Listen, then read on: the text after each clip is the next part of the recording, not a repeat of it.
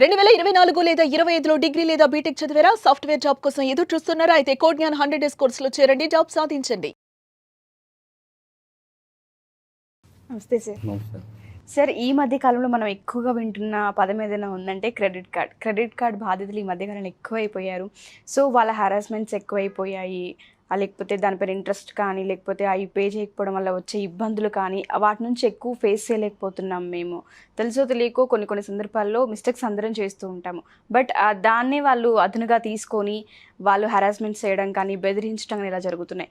మరి దానికి సంబంధించి క్రెడిట్ కార్డ్ నుంచి విముక్తి పొందడానికి ఏమైనా రెమెడీస్ లీగల్గా సంబంధించి ఏమైనా ఉన్నాయా? చూడమ్మా, దాదాపు మన దేశంలో దాదాపు 5 కోట్ల చిల్లర అప్రాక్సిమేట్లీ క్రెడిట్ కార్డ్స్ యూజర్స్ ఉన్నారనమాట. 5 crores.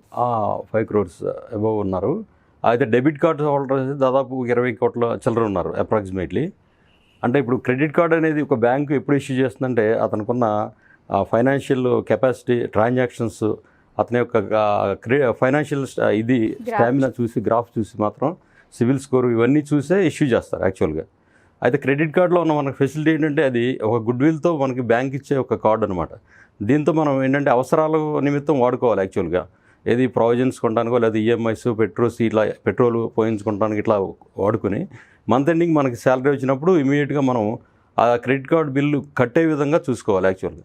అయితే క్రెడిట్ కార్డులు ఉంటే ఏంటంటే అది ఈజీగా దానికి లగ్జరీకి వెళ్ళిపోయి ఎక్కువగా వాడేసేసి అలా చేస్తున్నారు ఈ మధ్యకాలంలో. అయితే దాంతో ఏమవుతుందంటే కట్టలేకపోవడం, ఇబ్బంది పడటం ఇట్లా అనేది జరుగుతుంది. యాక్చువల్గా క్రెడిట్ కార్డు అనేది ఒక అన్సెక్యూర్డ్ డెప్ట్. సెక్యూర్డ్ డెప్ట్, అన్సెక్యూర్డ్ డెప్ట్ అని 2 రకాలు ఉంటాయమ్మా.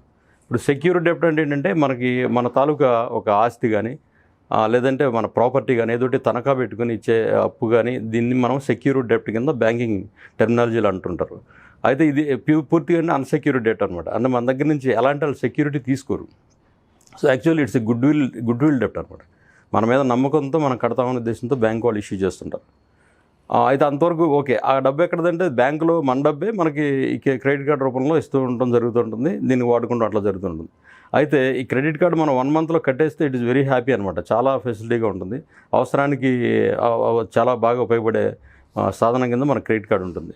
అయితే ఈ మధ్యకాలంలో ఎక్కువ మంది మీరు అన్నట్లు చాలామంది ఫోన్ చేసి మమ్మల్ని చాలామంది అడుగుతుంటారు, సార్ ఇది వాళ్ళు హెరాస్ చేస్తున్నారు, తిడుతున్నారు, అబ్యూజ్ చేస్తున్నారు, బెదిరిస్తున్నారు, మేము ఇంట్లో లేని టైంలో వచ్చేసి మా ఇంట్లో లేడీస్ని కూడా అడిగేసి దుర్భాషలాడటం ఇట్లా చేస్తున్నారు, సార్ ఇట్లా చేయొచ్చా, ఏంటి సార్ దీనికి రెమెడీ ఏంటి అని చాలామంది మీరు అన్నట్లు అడుగుతున్నారు అనమాట.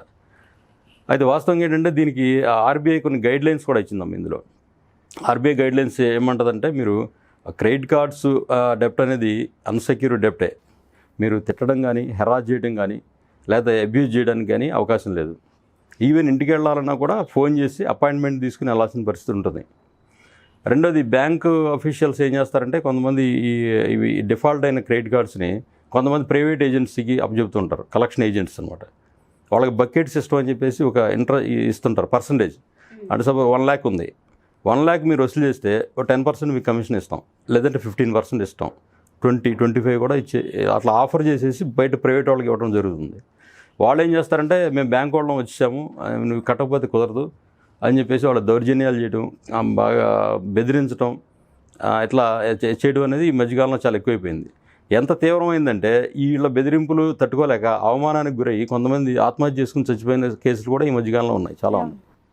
సో ఇప్పుడు ఆర్బీఐ గైడ్లైన్స్ ప్రకారం చూసుకున్న వాళ్ళు సుప్రీంకోర్టుకి వెళ్ళారు. ఎవరు ఐసిఐసిఐ బ్యాంక్ మీద కొందరు కోర్టుకి వెళ్తే అక్కడి నుంచి అక్కడికి సుప్రీంకోర్టు అప్పీల్లో వెళ్తే సుప్రీంకోర్టు కూడా వ్యాఖ్యానించింది అనమాట.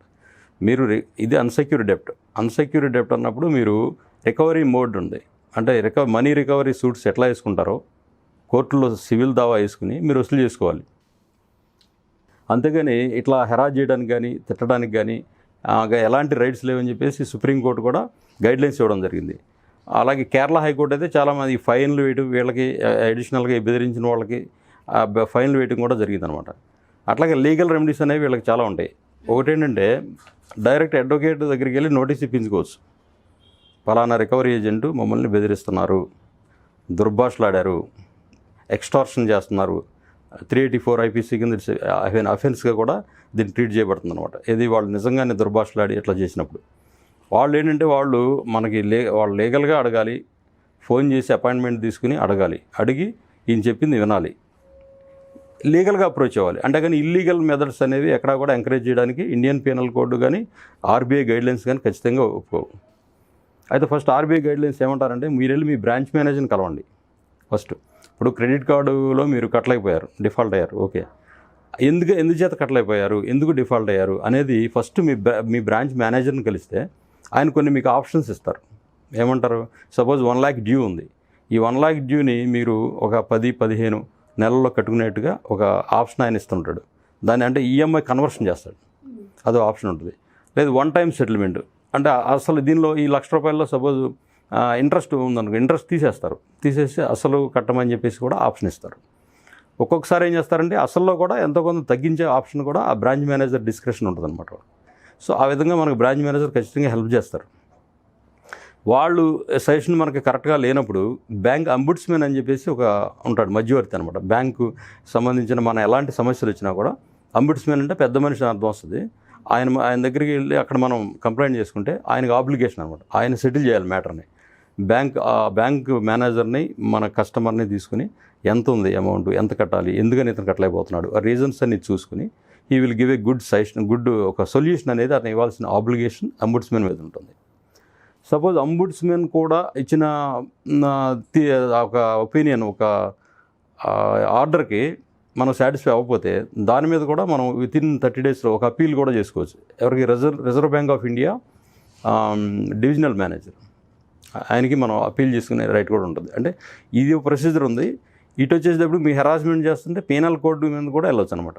అంటే బ్యాంక్కి వెళ్ళి మీరు సొల్యూషన్ చేసుకోవచ్చు, లేదంటేనే ఒక అడ్వకేట్ దగ్గరికి వెళ్ళి నోటీస్ ఇచ్చి మిమ్మల్ని వాళ్ళు నిజంగా క్రిమినల్గా మిమ్మల్ని బెదిరించడమో లేదా భయపెట్టడమో అవమానించడమో ఇలాంటివి ఏమైనా జరిగినప్పుడు మీరు పోలీస్ స్టేషన్కి వెళ్ళి కంప్లైంట్ ఇవ్వచ్చు. ఒకవేళ పోలీసు వారు కంప్లైంట్ తీసుకుపోతే కన్సర్న్ మ్యాజిస్ట్రేట్ కోర్టు ఉంటుంది. మ్యాజిస్ట్రేట్ కోర్టులో మీరు ప్రైవేట్ కేసు రెఫర్ చేసుకున్నా కూడా ఖచ్చితంగా కేసు కట్టడం అనేది జరుగుతుంది, వాళ్ళ మీద యాక్షన్ తీసుకుంటాం అనేది కూడా ఖచ్చితంగా జరుగుతుంది. ఓకే. అయితే ఫస్ట్ ఏం చేయాలంటే ఎవరు మీకు ఫోన్ చేశారు, ఎవరు మిమ్మల్ని అప్రోచ్ చేయారు అనేది కూడా ఇంపార్టెంట్. ఫస్ట్ మిమ్మల్ని ఎవరిని అడిగినా కూడా వాళ్ళ పేరు అడగాలి. ఫస్ట్ మీరు ఎవరు సార్, మీ పేరేంటి, what is your designation in the concern bank, అది ICICI, SBI, whatever it maybe, ఏ బ్యాంక్లో మీ పొజిషన్ ఏంటి, మీ కలెక్షన్ ఏజెంట్, ఆయన పేరు వివరాలన్నీ తీసుకున్న తర్వాతే ఆయనతో మాట్లాడడం అనేది చేయాలి జనరల్గా. ఎందుకంటే ఎవరో వస్తారు, మనం బెదిరిస్తారు, వెళ్ళిపోతారు. తర్వాత ఏం చేస్తాం మనం, ఎవరో వచ్చారు సార్ బెదిరించారంటే ఆయన అన్నోన్ పర్సన్ కింద వచ్చేస్తారు. సో దట్స్ ఏంటంటే మనం వాళ్ళ వివరాలన్నీ తీసుకున్న తర్వాతే మనం అట్లా వాళ్ళతో రెస్పాన్స్ అవ్వాల్సిన ఆబ్లిగేషన్ ఉంటుంది.